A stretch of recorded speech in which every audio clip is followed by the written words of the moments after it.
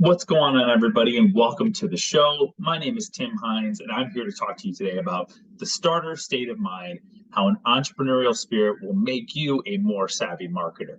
And it's something that is near and dear to my heart as a marketing starter myself. I'm looking forward to sharing those insights, how you can think like a startup founder and become the best marketer that you can be. Now, to kick things off here, I want to share a little bit about who I am. I am a professional marketer and consultant, obviously professional marketer, otherwise I wouldn't be here today. I'm also an author, speaker, and podcaster. My new book, The Marketing Starter, actually just came out this year. I hope you guys check that out. I also do a lot of speaking in the marketing sector, as well as on generational topics and a bunch of different things to try to keep people motivated in the marketplace and at their work. And also a podcaster. You can check out my podcast. It's called The Marketing Starter on all your favorite podcast platforms. And I interview thought leaders from around the world about how they are harnessing this power of this entrepreneurial spirit, which we're talking about today in this session. I'm also a startup founder. I founded a few companies. You can see them here on this slide: Local Bound, an ad agency, Curb Ninja, Pitch Training Camp, a few others. If you'd like to learn more about those things, you can definitely Google them, check them out, and of course, actually scan that QR code there, take you right to my LinkedIn, and I'm looking forward to connecting with you. And I'm also a huge marketing evangelist, so any chance I get to talk about marketing or meet with other marketers or be involved in the marketing community like we're doing here, I love to do that. So again, please connect with me on LinkedIn if you'd like to. I always look forward to adding connections and sharing insights there. So who I've worked for in the past, I've worked for a few companies, maybe you've heard of them. Dialpad, which is a universal communications platform based in the cloud. I ran partner marketing for them. I worked for Ticketmaster way back in the day. Some of us have a love-hate relationship with them. I've worked for Rockbot, Audience View, and even the Tribune Media Group is where I first got my start in marketing way back in college. And I even worked with the Central Intelligence Agency, the CIA, for a few minutes and an internship while I was in school. So I've kind of been all over the place, worked for a lot of different industries that are in a lot of different companies in a lot of different industries that were in a lot of different stages of growth. So I've gotten to learn a lot about what it takes to kind of think on the fly, much as like an entrepreneur would while they're doing marketing. So my background hopefully helps to shed a little bit of light about why I'm kind of an expert in this specific topic. Now, what I want you guys to learn today, first and foremost, is number one is how to harness that power of the scrappy entrepreneur.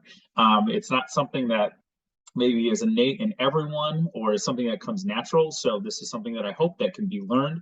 And this presentation helps to scratch the surface of that. Of course, my book does as well. Secondly, I hope you can find new ways of overcoming marketing challenges that are facing you today. Obviously, there's a lot that's going on. The marketing as an industry itself is constantly changing, and we have to be able to keep up with the world around us. And then third here, I want you to absorb some tips on building marketing programs from the ground up, from scratch. And that's really what is at the center of being a marketing starter, is figuring out how to do some of these things without being told, or to get things started and actually take that initial action. And that's all about doing that stuff from scratch. And then I also want you guys to sharpen your communication and team building skills as well. Obviously, that's why you attend any conferences. That's why you look for sessions like this. That's going to help you get some education on how you can be a little bit better in your communication and a little bit better in your team building and how you work with others in this crazy Zoom digital world that we live in today. And then lastly, I'm going to teach you guys how to get started. And this is the most important part of how you think like an entrepreneur, because entrepreneurs take action. They start something, they build something. And that's what I want you guys to take away from today's session. So what is a marketing starter?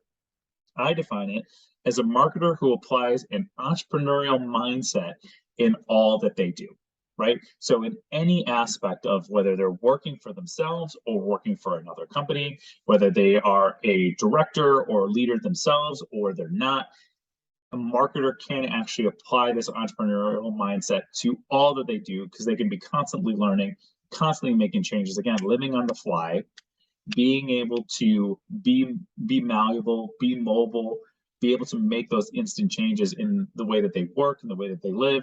And that's what a marketing starter really is. And I look at it in this kind of this Venn diagram here, where a marketing starter is one part marketer, one part scientist, and one part entrepreneur. And where those things come together at the very middle there is what is a marketing starter. And there can be a lot of different kinds of starters. You can be a sales starter, you can be an engineer starter, you can be a human resources starter, you can be all of those type of things as well.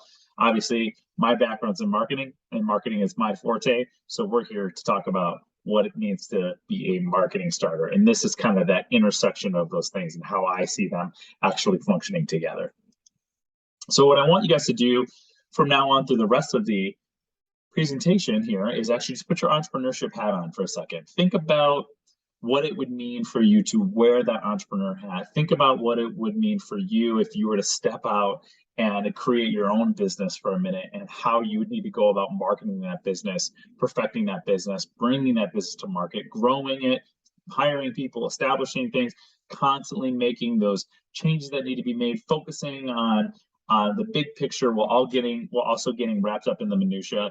That's really what an entrepreneur hat is. So if you guys can take out your entrepreneurship caps and place them on your heads right now for the rest of the presentation here, that will help you kind of at least have that lens, if you will, of what I'm trying to show, the worldview I'm trying to show you through the presentation here. So what do you think of when you think of entrepreneur? Maybe you think of this other handsome bald guy. You got one here, you got one right here on the presentation. Maybe you think of this guy when you think of entrepreneur. You think of maybe Jeff Bezos, right? Someone who kind of started from humble beginnings and worked his way up, and now is one of the richest people in the world, running a website that, well, I guess none of us could really function on if we didn't have it. Or maybe you think of this kooky entrepreneur, right? Elon Musk, we know who he is. He actually lives where I live in Austin, Texas now, and I actually just got my very first Tesla, so super excited to be kind of plugged into that community. But maybe we think of someone like that, or maybe we think of him. I bet a lot of people here don't know who this guy is because that's an old picture. But besides having crazy ass eyebrows, he's also a crazy entrepreneur who tried things over and over and over and over and over and over again until he got it right. And if you're guessing who this is, yes, this is Thomas Edison, and he invented the light bulb. And he was one of obviously the fathers of electricity and getting that into market. But one thing that he did that was so crazy that I admired about him is that it took him thousands and thousands of times to get that filament right in the light bulb before it burned out or exploded on him before he got that one. If you think about it, if he would have just given up, if you would have given up on the 999th try and said, no, I'm done, this won't work, right? Maybe we wouldn't have light bulbs today. I mean, maybe we would have, but he wouldn't have been kind of the father of that. So I always find his story fascinating. Or maybe when you think of an entrepreneur, you think of the mom and pop, right? The mom and pop store around the corner. They're running a little health food store or a comic book shop or a trinket store or a convenience store, whatever. There's plenty of mom and pops, online stores too. There's plenty of mom and pops that are also entrepreneurs. And actually, the real entrepreneurs who I think that make the biggest impact in the world really are those guys. The guys that are doing their own thing, running their own small business, that are keeping the country running, right? Those type of people are the people who I traditionally think of when I think of entrepreneur. So we all maybe have a bunch of different kind of thoughts when we think of what entrepreneur is, but I'm hoping that you can picture yourself as being an entrepreneur too, because it doesn't take much for you to do that. You could open up an eBay store and be an entrepreneur all of a sudden overnight while you're also working for the company that you're working for. So I think there's a lot of, questioning yourself that can go into, oh, can I really do this? Can I run my own business? Sure, absolutely. And anyone can. You just got to take that step and make it happen. And taking that step can also happen within your marketing to make yourself better as well. So what I think sets entrepreneurs apart from other people, right, is number one, they build great things. They have that vision to do something grand, to change the world in some way. And maybe it's a small chunk like the mom and pop, like I want to bring a health food grocery store to my corner of town because there isn't one, and I'm going to change that part of town. Or they're going to be someone like Elon Musk who's like, I'm going to bring electric cars to mass market, right? Either way, they're still building great things and have a great spirit within them that drives kind of this vision forward. They also shoot for the stars, right? They don't necessarily think small. They maybe could be doing something small like the mom and pop, but really what they're shooting for is driving great change because of the business that they're building and ultimately helping people. And I think that's what entrepreneurship really is at its core, is that you are there to create a business first and foremost, sure, but really what you're doing at the end of the day is you're creating a better world for people, or you're trying to serve people in some way. So that's part of shooting for the stars. Now, but they also keep their feet on the ground, right? I think when you see entrepreneurs kind of fall off the rails is when they forget that they are coming from a real world place, that they're living too much up in the stars and up in the sky. They can become less relatable, and then often forget like what the every man or every person wants, maybe from their business. And so a great entrepreneur is shooting for the stars, but also keeps their feet on the ground. And this is a great example of that. This is, just like your normal average American two-car garage here, and it may be nondescript, and many of you may not recognize it, but this is actually the garage where the two Steves got together and developed Apple Computer. This was in the Silicon Valley area of California, and that is a great example of kind of those humble beginnings, that feet on the ground, right? As they saw a problem, they were like, we're going to try to tackle this, and we're going to build a company in our garage, in our house, right? So anyone can do this kind of thing. All entrepreneurs at some point are coming from some sort of humble beginning, unless they were obviously handed businesses down and stuff like that. But the originators of these great ideas are building things in their garage, or building things in their basements. They're running businesses out of their homes and then turning it into something really cool. So I love just looking at this, just totally average two-car garage, and knowing like, hey, this is where one of the world's most valuable companies actually got its start. And then, of course, entrepreneurs also keep their heads in the clouds, right? They're always dreaming. They're always thinking of the next great thing that they can add to their vision, and also having that dream essence is just a big part of what makes an entrepreneur, right? They see kind of outside of their bubble that they live in. They kind of see outside of the box a little bit, and that gives them that foresight into creating something that's just really, really awesome. So as far as the starter mindset goes, there's a few elements of that I would love for you guys to kind of take away from. Number one is you need to be fearless and don't ask for permission. I mean, this is the starter way, or almost the American way too, right? Is you go out kind of like a cowboy and you're like, I'm not afraid. I'm going to go out and just make this happen, and I'll ask for forgiveness later. So taking that step, taking that initiative, especially in business and in marketing, I think actually can be really, really great. And while you're being respectful and not stepping on people's toes, sometimes you have to just take that action and make it happen. Secondly, you want to welcome change wherever possible and be open to challenges. I think anyone who's rigid will have a really, really hard time at this. And what I want you to do, if you kind of do have that rigid mindset, is want to tear that down, because you have to embrace change in this world that is changing so rapidly around us. There's not much we can do that's not going to be impacted in the change that is happening. We have to welcome it, be open to it, and then also be open to the challenge of keeping up with it. That's a super important piece. Third thing here is you got to consider yourself an outsider. And what I mean by that is you have to question the status quo. For a lot of businesses and a lot of marketers and a lot of what we do is just like, oh, this is the way we do it. This is the way it's always done. We're going to keep doing it that way. And maybe it works, maybe it doesn't, but I can tell you that if the status quo is maintaining what's happening, that's not welcoming the change or welcoming the challenge, right? And so you have to get outside of that. You have to ask questions. You have to think of yourself as if you were coming from outside of your organization or outside of your department, not knowing. Maybe take what you know about the business and almost throw it away and pretend like you're coming in completely blind, and start poking holes in that and asking questions. I mean, there's a reason why people hire consultants like me to come in and help them with their business, because when you're in there too long, you get these blinders on and you can't see outside. You can't see the forest through the trees, right? That old expression.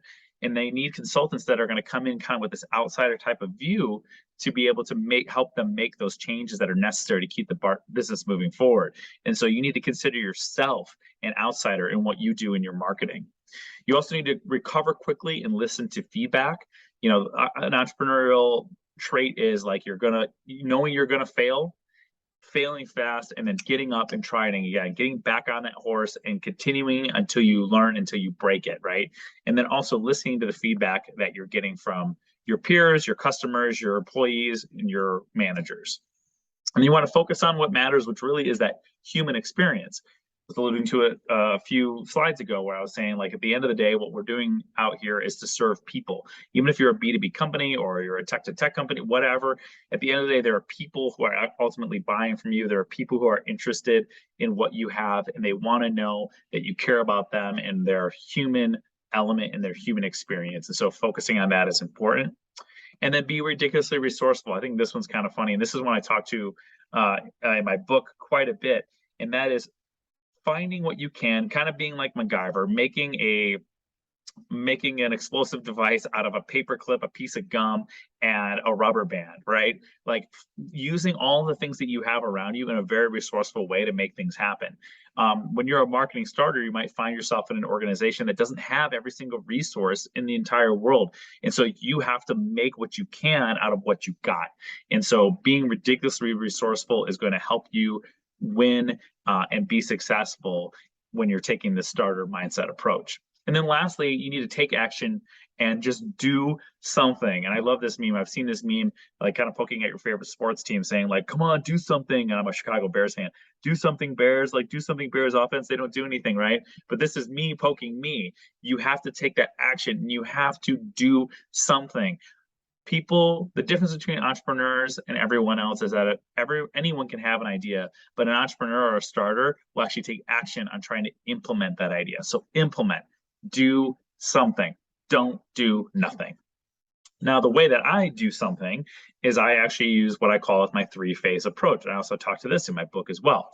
The first part of that is assess and investigate. And that's when I'm using my time either coming into an organization or tackling a new project within my existing company to really understand and put my detective hat on to learn what is the situation? What is that status quo that needs to be questioned?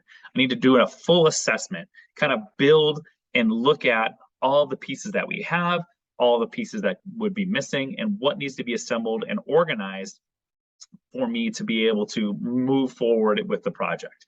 And that's really what we're going to come out with, like the gap analysis and all those things. But it's also like taking a look at this proverbial marketing closet, whether it's metaphorical or real, taking a look in there going, okay, what kind of tools do we have? Where are people operating? And when was the last time we had a freaking blog post? All the content pieces. Do we have anything coming up related to events? How about the budget? And like just taking a look at the entire landscape of what your little piece of marketing, whether it's small or the entire department, needs to own. And so having that assessment investigation piece is first.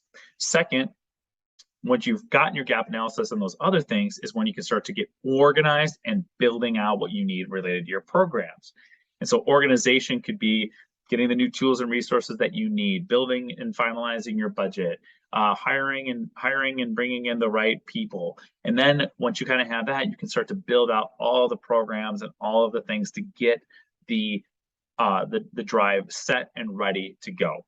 And then third, that's where we go. That's where we do. That's where we implement what we were working on in the last 2 phases and try it, test it, and then scale it up because, well, anyone can really start something, but the key is also growing it, which I'll get into in a little bit as well. So the first thing that we need to do is we really need to learn the business in and out. And some people may be working for an organization for a long time and never really know what the business is, like where it fits within the marketplace, who the competitors are, what the key solutions are, what the target buyers are. These are all things that are really important, I think, for any marketer at any level, whether you're a creative designer or a CMO, to really understand how the business fits in, against its competitors and in the marketplace. So taking the time to learn the business, and there's a lot of different ways you can do this, from interviewing the executive team to talking to customers to subscribing to industry newsletters, attending conferences, hanging out and grabbing drinks with the sales team. There's so many different ways that you can learn the business, but be open to exploring different ways so that way you can understand how you fit into the business at large and then what kind of impact you're going to be having. So really learning the business in and out will help you just to be a better marketer. And that's something that an entrepreneur knows, right? Is they get so plugged into the industry and to the business that they just live and breathe it. And you need to do the same thing. Now, this is an interesting thing. This labs is greater than factories idea is something that I heard at another marketing conference a few years back. So I stole this from another speaker. But I love this so much. This is something I talk to quite a bit, is that we have to look at what we do in marketing, especially as marketing starters, entrepreneurial marketers. We have to look at what we do as a factory, or excuse me, as a lab versus a factory. I think a lot of times salespeople, executive leadership, other people within the company think marketing is here to pull a lever and drive leads. Pull a lever, drive leads. I need leads, I need leads, I need leads. But when you're looking at it from that type of view, it leaves out so much more of what marketing is designed to do. I mean, first and foremost, right? Marketing is here to build trust within the buyers, within the community, and to establish that the company is a thought leader, to show that they are there to solve real human problems at the end of the day. Factories don't do that. Laboratories do that. You know, I pictured this laboratory where they're mixing different concoctions and chemicals together to come up with a vaccine or a cure for some disease that's ultimately going to be fantastic and change the world. And that's what marketing starters need to do and need to position themselves as. You are going to blow things up every now and again. Factories are repeatable, they're streamlined, they're simple, and that's great. And hardly ever do things get blown up. But in a laboratory, sometimes things explode. It's not always the right potion the first time you create it. And the same thing goes for marketing. It's not going to be right the first time you do it. That's why we're always testing. Always be testing. That's why we have things like A/B testing. Factories don't have A/B testing. You know, that was already done. And now they've created the thing that works. And now it's just pulling the lever and it's going down the conveyor belt and it's getting packaged and shipped and out into the world. So we have to look at what we do as laboratories, and we have to convince the people around us, especially leadership and our counterparts, to look at us as a laboratory too, and understand that a good portion of what we do, like 20 to 30% of what we do, has to be chalked up to testing, has to be chalked up to exploration. So I think that's super important to carry that with you as a marketing starter. And then there's also this good versus evil or bad marketing concept. And what I mean by that is, this is something that marketers have to constantly combat with, is that we have to do things in our laboratory. We have to do things when we're learning the business that are going to be focused on that human experience and not being selfish, right? We have to meet our buyers where they are. We have to market to them the way they want to be marketed to. We can't be doing things just for the sake of doing them. I couldn't tell you how many times I've had clients say like, hey, can't we just, buy a list and send an email blast and tell everyone in the entire industry about who we are and what we're doing? And I'm like, well, you could. You're going to have terrible bounce rates. People are going to unsubscribe. People are going to hate on your brand. Well, maybe you shouldn't, because this is really a selfish way of marketing. Just buying a list of people who have no idea what your business is or care about what you're doing, like that's not cool. The better way to do it, right, would be to build an awesome content strategy, push content out there, attend conferences, build relationships, and then ultimately nurture those people through the buying cycle of when they then will decide to buy from you. You can't expect a buy on a first click, or you send an email and you can't then think that they're going to just click through your email and think, oh my gosh, this was amazing. Thank you so much for sending this to me, company I don't know. I'm so engaged with you now and I'm very interested in buying from you. That is not the way people work, especially in B2B, which has been my chief sector within marketing here. all it does is leave a bad taste in people's mouth, and then they don't want to work with you at all. So mitigating the bad, or the good versus the evil or bad marketing is super important. In marketers, you have to be able to say no to things that are being pushed on you, oftentimes from executives. Because I have heard this one great moniker, which is that behind every piece of bad content is a CEO that wanted it, right? I'm sure we've all been pushed by a CEO to say, like, hey, I've got this idea, we should push this thing out, and then you have to do it, and it ends up falling flat on its face because they were being selfish about it, as opposed to really caring about what their audience wants and cares about and wants to hear. So mitigating this is super important as well. Now, I want to tell you guys kind of how a starter would do it. Number one is focusing on the big problem, right? Always focusing on that big customer problem, that one that you see from the top down, the one that's part of the vision, the mission, the why of the company, which hopefully you took the time to understand when you were learning the business. Never losing focus on that is super important. Second thing is creating exclusivity. And I don't mean that by like cutting out certain people, but making people feel special, making customers feel special. Like, just after they write your first check, your relationship's not over. You want to make sure you're lifting up your customers, telling their stories, making them advocates for you. You know, this exclusivity is not all about having a certain email address domain like they did with Facebook when it was first launching, although that did work great. But it's more about, how can I roll out the red carpet for the prospects and the customers around me?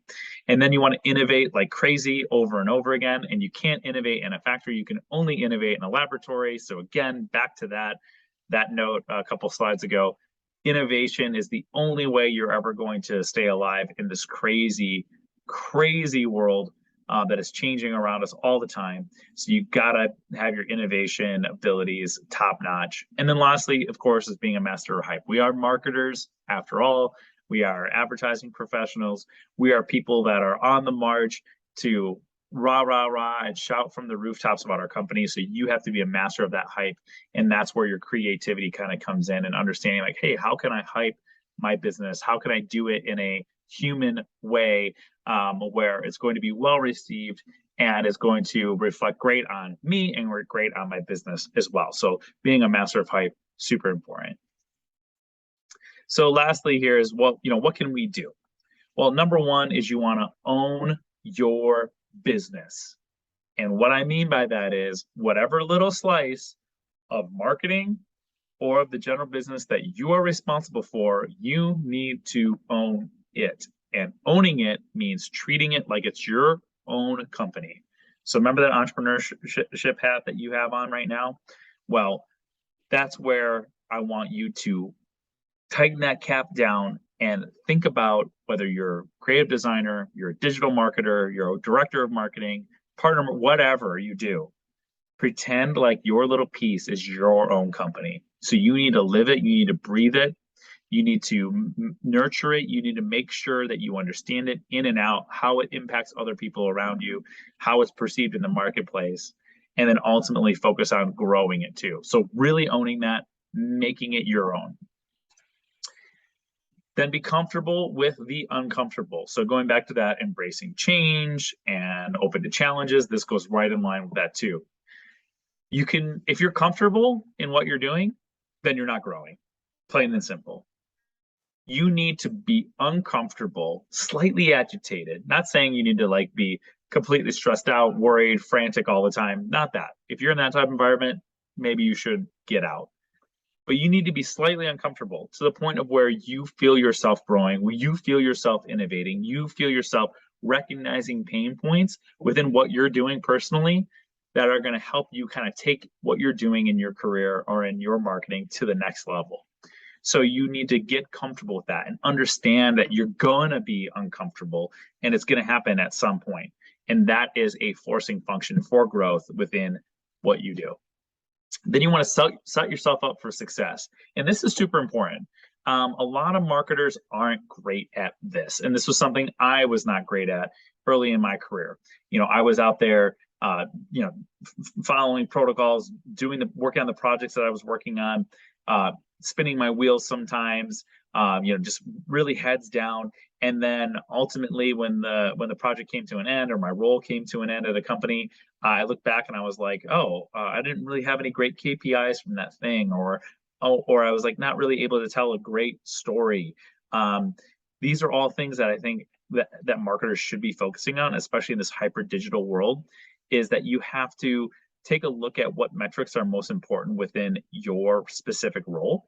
Make sure that you have those down. Make sure that you're reporting on them. Make sure that you can share on them. So if someone says like, hey, how well did you do last quarter? You could say, well, let me tell you, I did X, Y, and Z, and these things had this kind of impact. And the best metric really at the end of the day is going to be revenue. So if you can find some way of attaching yourself to revenue, again, no matter how big or small, whether it's a creative piece or it's a digital advertising campaign, looking at that at a higher level and go, okay, what was the cost of that and how much revenue came in from it? And what was my ROI on anything that I did? If you can say your ROI on that thing, including your salary in it, and if you're a plus on that, you're doing great. The other ways that you can set yourself up for success, obviously, is making yourself really indispensable. You want to make sure that what you're doing is so ingrained in the company too that they would not be able to afford losing you at the end of the day. So that's where moving outside of your individual bubble, taking on more and exploring new things that are going to help march things so much further forward and so much faster will make you so much more valuable to the company as well. And then you can also remember that fortune favors the bold. And this is a phrase that I live by. Actually, I tell my kid this all the time. If you don't ask for things, if you don't take that next step, if you don't step out and make something happen, then you're never going to have good fortunes. Yeah, you may burn a few times as well, but the best fortune will come to those who actually, again, do something and try. So you have to be bold in order to be a marketing starter and to really level up in your marketing career. So that's my presentation for you guys. A little bit rapid fire to get it down on time here on video. If you want to learn more, if you want to dig in, please pick up a copy of my book, The Marketing Starter. What I talked about here today, really only scratching the surface. I talk about much more of this, including other people's stories of my own from my past of how marketers are using this entrepreneurial mindset to do what they do best. You can go to tionhines.com/book, scan the QR code there, go to themarketingstarter.com, find it on Amazon, whatever. Please take a look and pick up a copy of my book, and also take a look at my podcast. Again, it's on all of your favorite marketing, all your favorite podcast platforms. So thank you so much. Again, would love to connect with you. Please follow me on socials at @tionhines on everything. You can scan that QR code there to connect with me, and you go to tionhines.com. Now, I hope you guys get out there and start doing something and find a way of mastering the start to make your career even better this year. Thanks.